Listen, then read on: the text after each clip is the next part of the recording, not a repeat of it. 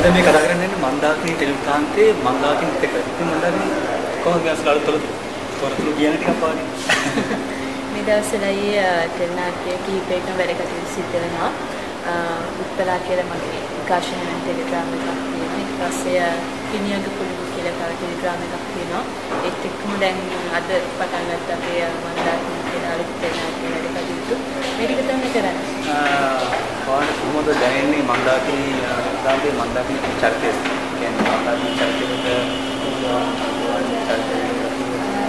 ඇත්තටම මට මෙතෙක්කල් මම කරපු චරිතත් අතර මට ගොඩාක් හම්බ වෙලා තිබුණේ ගැමි චරිත. මේක ගැමි චරිත. මට හිතෙනවා දැන් මන්දාකිණි කියන්නේ මට වෙනස්ම විදිහේ අත්දැකීමක් වෙයි. මොකද අහිංසකකමත් එක්ක ඒ බිලිවුණු ඉතාමත්ම කියන්නේ අහිංසකකම උතුරාගේ චරිතයක් මම හිතන්නේ මන්දාකිණි කියන්නේ. මොකද මම මේ ස්ක්‍රිප්ට් එක කියවද්දි සහ මට දැනෙච්ච විදිහ මම කියන්නේ. මොකද අහිංසකකම කියන්නේ ඒක මේ ආදරයත් එක්ක ඒක මන්දාකිණි කියන චරිතය තුළ මට ඒ කියන්නේ ඒක හරිය මේ කොහොමද මම කියන්නේ ඒක මන්දාකිණි ගොඩක් අහිංසකයි.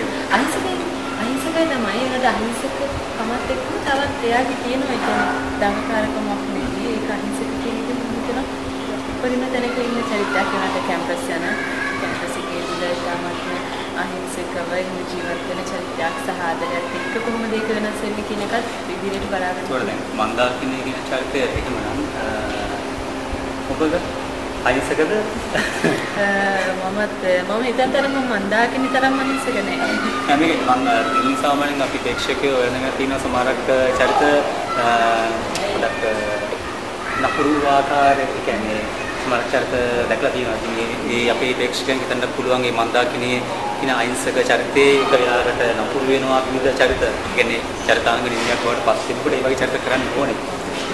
ඒකට ලැබිච්ච චරිත කොහොමද බැලුවොත් මන්දාකිණි චරිතය මට මන්දාකිණි චරිතය විශේෂ වෙන්නේ මට හැම එකකම සමාන ගොඩාක් මේ ඉදිරියට යන දෙන්නාට වල මට ගොඩාක් හම්බුනේ එකක් දඟකාර චරිත කිව්වොත් හරිය කියන්නේ අයියේ එක්ක රණ්ඩු වෙන හරි ගෙදර නිකන් හරි කටකාර එහෙම චරිත මට මෑත තුර මට හම්බෙච්ච චරිතෙදි ඒ අතරින් මන්දාකිණි චරිතය මම හිතන විදිහට මගේ ජීවිතයේ විශේෂ අත්දැකීමක් වෙයි. මොකද මේ ඒක ඉතාමත්ම මේ ආදරයක් එක්කයන් හරි අහිංසක කතාවක් කිව්වොත් මම හරි ඒ මන්දාකිණි චරිතය තුළ එයාගේ විශ්වවිද්‍යාල ජීවිතය තුළ හා එතනින් එහාට එයාට ලැබෙන ආදරය එක්ක ජීවිතේ ගොඩක් වෙනස් වීම වෙනවා. ඒක මම දැන් කිව්වොත් මම දැන් කතාවක් කියනවා. ඔව් අපි මන්දාකිණිට සුබ පතනවා.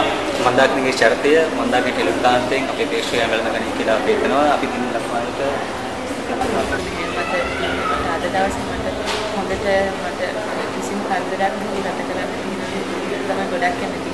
ඉතින් මේ යනවා විදිහටම මට ඉදිරියටත් මගේ ඉදිරිය අනාගතයටත් හොඳ